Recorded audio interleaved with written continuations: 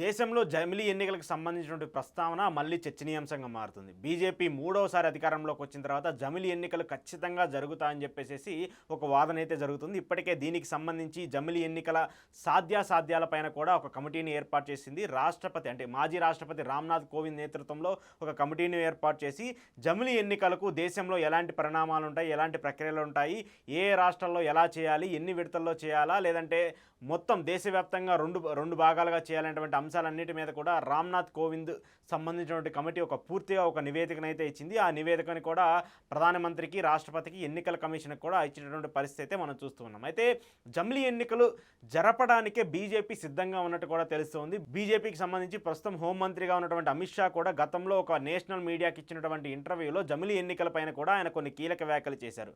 రాబోయే కొద్ది నెలల్లోనో కొద్ది సంవత్సరాల్లోనూ జమిలీ ఎన్నికలకు సంబంధించి ఒక ప్రక్రియ అయితే జరుగుతుంది. ఈసారి ఖచ్చితంగా జమిలీ ఎన్నికల అంశం ఉంటుంది. దేశవ్యాప్తంగా జమిలీ ఎన్నికలు జరిగితే ఆర్థికంగా డెవలప్మెంట్ పరంగా కూడా చాలా ఉపయోగాలు ఉంటాయని కూడా కేంద్ర మంత్రి చెప్తున్నటువంటి పరిస్థితి కనిపిస్తుంది. అయితే జమిలీ ఎన్నికలు జరిగినటువంటి ప్రస్తావన గతంలో అంటే 2014 నుంచి బీజేపీ అధికారంలోకి వచ్చినటువంటి ప్రతిసారి కూడా చెప్తూ వస్తుంది. 2014లో వాళ్ళు కూటమిగానే అక్కడ విజయాన్ని సాధించారు. 2019లో బీజేపీకి సింగిల్గానే మెజార్టీ రావడంతో వాళ్ళ ప్రియారిటీ ఎక్కువగా నడుస్తూ వచ్చింది. కానీ ఇప్పుడు మూడోసారి బీజేపీకి పెద్దగా మెజారిటీ లేకపోతాము, రాష్ట్రాల్లో ఉన్నటువంటి కొన్ని ప్రభుత్వాల సపోర్ట్తో ఇక్కడ కేంద్రంలో అధికారం సాధించినటువంటి నేపథ్యంలో వాళ్ళ బలం మరింత పెరుగుకోవాలన్నా, వాళ్ళ బలం మరింత సంపాదించుకోవాలన్నా కూడా జమిలీ ఎన్నికలకు సంబంధించిన ప్రస్తావన అయితే ఉంటే బాగుంటుందని చెప్పేసి కూడా వాళ్ళు ఆలోచిస్తున్నటువంటి ప్రక్రియ అయితే కూడా కనిపిస్తుంది. ఇటీవల కొన్ని రాష్ట్రాలకు జరిగినటువంటి ఎన్నికలు, జమ్మూ కాశ్మీర్ కావచ్చు, హర్యానా కావచ్చు, మహారాష్ట్ర కావచ్చు, ఈ రాష్ట్రాలకు సంబంధించిన ఎన్నికల్లో కూడా బీజేపీకి మంచి ఫలితాలు వచ్చాయి. ఎవరు ఊహించిన విధంగా బీజేపీ కొన్ని రాష్ట్రాల్లో మళ్ళీ అధికారంలోకి వచ్చింది. సో బీజేపీకి మళ్ళీ పాజిటివ్ అట్మాస్ఫియర్ రావడంతో, అంటే పార్లమెంట్ ఎన్నికలతో పోలిస్తే అసెంబ్లీ ఎన్నికలతో పాజిటివ్ అట్మాస్ఫియర్ రావడంతో జమిలీ ఎన్నికలు జరిగితేనే బాగుంటుందని చెప్పేసి కూడా బీజేపీ కూడా ఆలోచిస్తున్నటువంటి పరిస్థితి కనిపిస్తుంది. ఇక మరోవైపు బీజేపీ సిద్ధాంతకర్త అయినటువంటి ఆర్ఎస్ఎస్కి సంబంధించి కూడా వన్ నేషన్ వన్ ఎలక్షన్ అటువంటి అంశాన్ని ఎప్పుడు తీసుకొస్తూ ఉంటుంది. ఒకే దేశం ఒకే ఎన్నిక అంశం ఉంటే మాత్రము అభివృద్ధి పరంగా కావచ్చు, రాజకీయాల పరంగా కావచ్చు, ప్రతి ఒక్కళ్ళు దృష్టి పెట్టే అవకాశం ఉంటుందనేది కూడా చెప్తూ ఉన్నటువంటి మాట.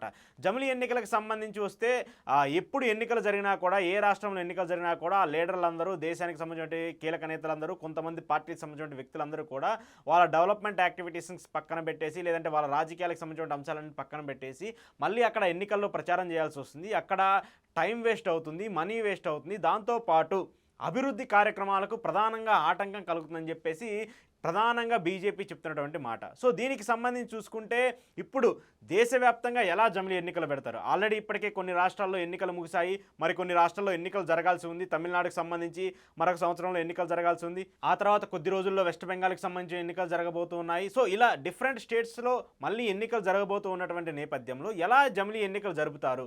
ఇప్పుడు ఎవరైతే తాజాగా అధికారం సాధించినటువంటి పార్టీలు ఉన్నాయో, మహారాష్ట్రకు సంబంధించినటువంటి బీజేపీ కూటమి అధికారం సాధించింది, హర్యానాలో బీజేపీ కూటమి అధికారం సాధించింది, జార్ఖండ్లో ఇండియా కూటమి అధికారం సాధించింది. కాబట్టి ఇలా రీసెంట్గా విజయం సాధించినటువంటి పార్టీలు ఏవైతే ఉన్నాయో వాటికి సంబంధించి ఎలాంటి ప్రక్రియలు, అంటే గవర్నర్ పాలనకు సంబంధించిన ఎలాంటి అంశాన్ని తీసుకొస్తారు, రాష్ట్రపతి పాలనకు సంబంధించినటువంటి ఎలాంటి అంశాన్ని తీసుకొస్తారు, లేదంటే ప్రభుత్వం వాళ్ళ అధికారంలోకి వచ్చారు కాబట్టి ప్రభుత్వాన్ని రద్దు చేసుకునే హక్కు ఖచ్చితంగా రాష్ట్ర ప్రభుత్వాలకు ఉంటుంది కాబట్టి వాళ్ళు ఏ ప్రాతిపదికన ప్రభుత్వాన్ని రద్దు చేసి గవర్నర్ పాలన విధిస్తారు. ఇలాంటి చాలా అంశాలు కూడా తలెత్తున్నటువంటి నేపథ్యంలో వీటన్నిటికీ ఒక క్లారిటీ వచ్చిన తర్వాత మాత్రమే జమిలీ ఎన్నికలకు సంబంధించినటువంటి ఒక అంశం మీద మాత్రము ఒక క్లారిటీ ఇచ్చే అవకాశం కనిపిస్తుంది. అయితే జమిలీ ఎన్నికలు మాత్రము చాలా పార్టీలు స్వాగతిస్తుంటే మరికొన్ని పార్టీలు మాత్రము వ్యతిరేకిస్తూ ఉన్నాయి. జమిలీ ఎన్నికలు జరపాలంటే మాత్రము ఈవీఎంలను పక్కన పెట్టేసి పోస్టల్ బ్యాలెట్ని తీసుకొస్తేనే జమిలీ ఎన్నికలు జరిగేందుకు, జమిలీ ఎన్నికలకు మేము మద్దతు ఇస్తామని చెప్పేసి చాలా రాష్ట్ర ప్రభుత్వాలు చెప్తూ ఉన్నాయి. ఎందుకంటే ఈవీఎంల పైన ఓడిపోయినటువంటి ప్రతి పార్టీ కూడా అనుమానాలు వ్యక్తం చేస్తూ వస్తుంది.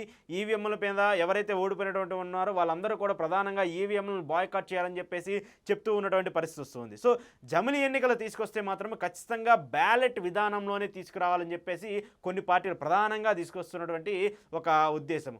ఇక మరోవైపు జమిలీ ఎన్నికలు జరగాలంటే రాజ్యాంగబద్ధంగా కొన్ని మార్పులు చేర్పులు కూడా చేయాల్సినటువంటి అంశం ఉంటుంది. ఆ రాజ్యాంగబద్ధంగా మార్పులు చేర్పులు చేసిన తర్వాత జమిలీ ఎన్నికలు జరిగేది మాత్రం 100% అవకాశాలు ఉన్నాయని కూడా మనకు తెలుస్తుంది. సో వీటన్నిటువంటి ప్రక్రియలు చూస్తూ ఉన్నా, బీజేపీకి సంబంధించిన నేతలకు సంబంధించిన మాటలు చూస్తూ ఉన్నా, అలాగే కొంతమంది స్టేట్స్కి సంబంధించిన లీడర్ల సపోర్ట్ చూస్తూ ఉన్నా, ఏది చూస్తూ ఉన్నప్పటికీ కూడా త్వరలోనే జమిలీ ఎన్నికలు రాబోతున్నాయి. అనేటువంటి ఒక సిగ్నల్ అయితే వస్తుంది. కానీ అది ఎప్పుడు జరుగుతుంది? 2027 ఎన్నికల్లో 2027 చివరిలో జరుగుతుందా? లేదంటే 2028లో జరుగుతుందా? లేదంటే 2, 3 సంవత్సరాల ముందే తీసుకొస్తారా? నియోజకవర్గాలకు సంబంధించిన పునర్విభజీకరణ జరిగిన తర్వాత తీసుకొస్తారా అనేది మాత్రం తెలియాల్సి ఉంది. ఏది ఏమైనప్పటికీ మాత్రము ఈ 5 ఏళ్ల గవర్నమెంట్ కొనసాగే పరిస్థితి అయితే లేనట్టు కూడా మనకు అర్థమవుతుంది. త్వరలోనే దేశం మొత్తం జమిలీ ఎన్నికలు రాబోతున్నట్టు కూడా అర్థమవుతుంది.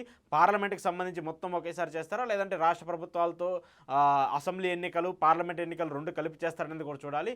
ఒక క్లారిటీ వచ్చిన తర్వాత మాత్రం ఈ జమిలీ ఎన్నికలకు సంబంధించిన అంశం మీద పూర్తి స్థాయిలో ఒక వివరణకు వచ్చిన తర్వాత దీని మీద ఒక కీలక ప్రకటన చేసే అవకాశం అయితే కూడా కనిపిస్తుంది. దాంతోపాటు పార్లమెంట్కి సంబంధించి జమిలీ ఎన్నికలకు సంబంధించిన బిల్లు మీద కూడా ఆమోదం తీసుకొచ్చే అవకాశం కనిపిస్తుంది. పార్లమెంట్లో కూడా ఈ బిల్లుకి ఆమోదం తెలిపితే మాత్రము ఖచ్చితంగా జమిలీ ఎన్నికలు సాధ్యం అనే ఆ ప్రక్రియ కూడా మనకు వినిపిస్తున్నటువంటి మాట.